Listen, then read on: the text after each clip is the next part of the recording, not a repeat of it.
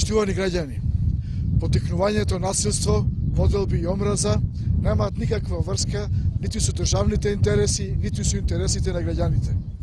Очајни се обидите на Никола Груевски преку ангажирање на локални криминалци и нивно праќање по домовите на секој кој мисли различно од него да се обидува да крие атмосфера на страв. Крајно време е Груевски и ВМРО ДПМН да престанат да се заскриваат за наводно спонтаните граѓански протести. Единствената цел на оваа валка на пропаганда е заплашување и хушкање народ против народ. Е спас од кривична одговорност за криминалот, корупцијата и кражбата на народните пари, што со години ги вршеше власта во заминување. Ги повикуваме граѓаните на Прилеп да останат мирни и спокојни. Ниту устав ќе се менува, ниту име ќе се продава, ниту ќе има какви било федерализации и кантонизации, кои се само во главата на Груевски. Но ќе има конфискација на сиот стекнат криминален имот.